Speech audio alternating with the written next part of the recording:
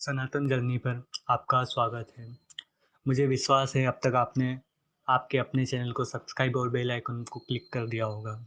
तो चलिए बिना समय खराब करे हम आज के विषय की तरफ बढ़ते हैं जो कि आपने थंबनेल में देख ही लिया होगा। आज हम बात करने वाले हैं तथाकथित रामपाल के विषय में।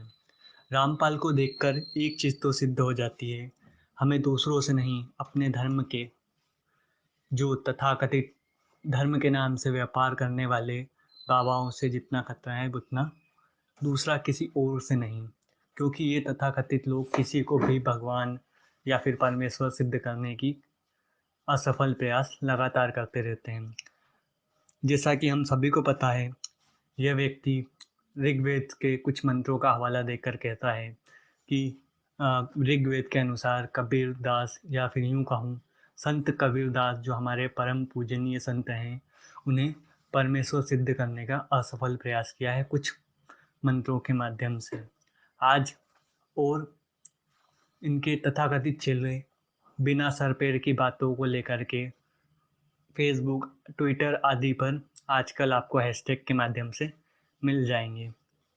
तो इनके कुछ मंत्रों का हम देख लेते हैं, जिसमें ऋग्वेद के कुछ मंत्रों का इन्होंने विवरण दिया है, जिसमें से हम आज कुछ ही उठा पाएंगे, कारण वो वीडियो बहुत ज़्यादा लंबी हो जाएगी अन्यथा। तो हम बात करने वाले हैं ऋग्वेद के 9वें मंडल के 96वें सूक्त के मंत्र संख्या 17 के ऊपर, जो कि आपको आपकी डिस्प्ले पर दिख ही रहा होगा अभी। तो चलिए इस मंत्र को देख लेते हैं हम लोग।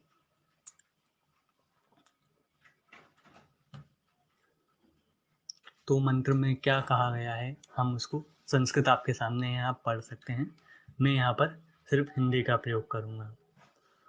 उस परमात्मा को जो सदा से प्रकट है, जो अत्यंत कामनीय, उसको उपासक लोग विश्व बुद्धि विषय करते हैं और उसकी स्तुति करते हैं, उसके गुणों और का वर्णन करते हैं। विद्वान लोग उस गतिशील परमात्मा के गुणों द्वारा वर्णन करते हैं और कवि लोग वाणी के द्वारा और कविताओं के द्वारा उसकी स्तुति करते हैं। उस सोम स्वरूप पवित्र वह परमात्मा कारण व्यवस्था में अति सूक्ष्म प्रकृति को गंजता हुआ अति रमण करता है। यहाँ पर तो कहीं नहीं लिखा है दोस्तों, आप देख सकते हैं आपकी स्क्रीन पे मंत्र है। आप संस्कृत भी देख सकते हैं, उसमें संस्कृत के एक एक शब्द का इसमें हिंदी किया हुआ है।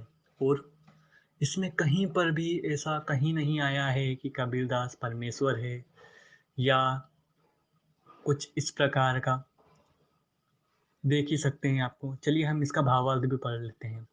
परमात्मा के अत्यंत सामर्थ्य से वह यह ब्रह्मांड सूक्ष्म से स्थूल अवस्था को प्राप्त होता है। मतलब यहाँ पर प्रकृति जो हमारा ये प्रकृति है, उसकी रचना के विषय में बात हो रही है कि इसकी रचना कैसे की जाती है। लेकिन महामूर्ख तो महामूर्ख ठहरे, पाखंड तो पाखंड है।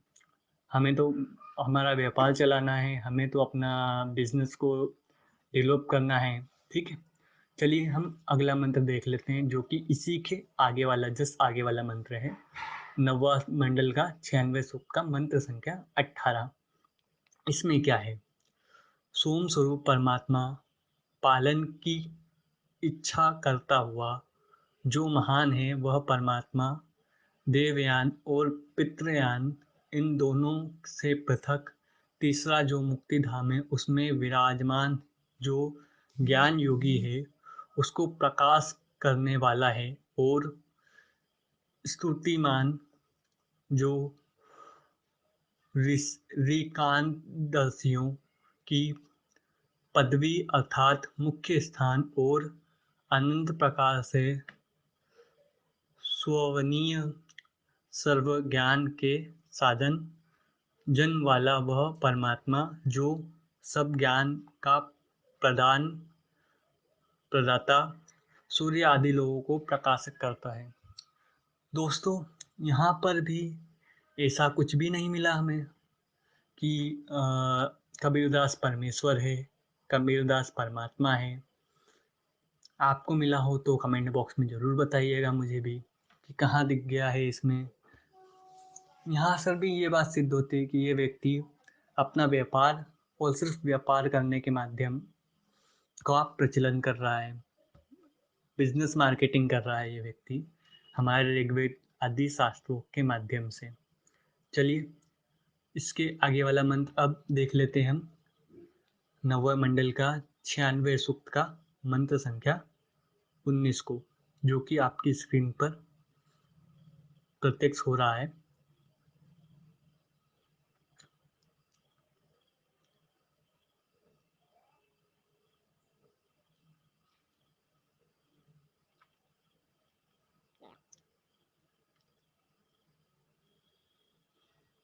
तो ये मंत्र है, आपकी डिस्प्ले पे दिख रहा होगा आपको। इसका भी हम पढ़ लेते हैं। प्रकृति से सूक्ष्म शक्तियों के साथ जो संगत और सम्यक द्रवित भूतानि यस्माति च समुद्र, जो संगत और सम्यक द्योति सॉरी गलती कर दिया, जिसमें सब भूतों की उत्पत्ति स्थिति और प्रलय होता है, वह चौथा धाम परम धाम परमात्मा है। उसको महा महापुरुष युक्त तृतीय परमात्मा वर्णन करता है। वह परमात्मा जो प्रत्येक बल में स्थित है, सर्वोपरि है और सर्वशक्तिमान है। यजमानों को तृप्त करके जो शीघ्र गति प्रदान करने वाला है, अनंत शक्तियों को धारण करता है, इस संपूर्ण संसार का उत्पादक है। इसका हम भावार्थ भी देख लेते हैं। परमात्मा इस विविध रचना का नियंता है। तो दोस्तों, भाइयों, मित्रों, यहाँ पर भी कहीं पर भी कबीर दास को परमेश्वर नहीं कहा गया है, लेकिन मूर्ख तो मूर्ख ठहरे। पुनः बोल रहा हूँ, मूर्ख तो मूर्ख ठहरे।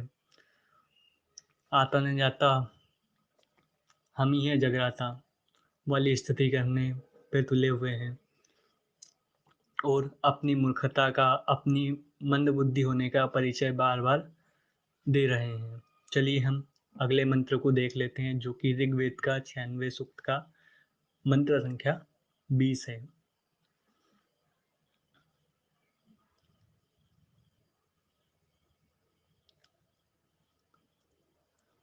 ये आपके सामने है।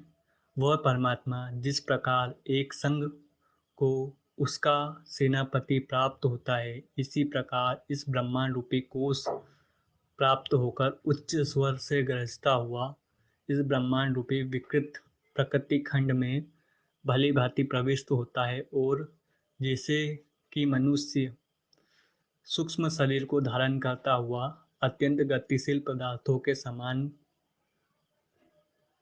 प्राप्ति के लिए गतिशील होता हुआ धनों के लिए कटिबद्ध होता है, इसी प्रकार प्रकृति रूपी ऐश्वर्य को धारण करने के लिए परमात्मा सदैव उद्यत है।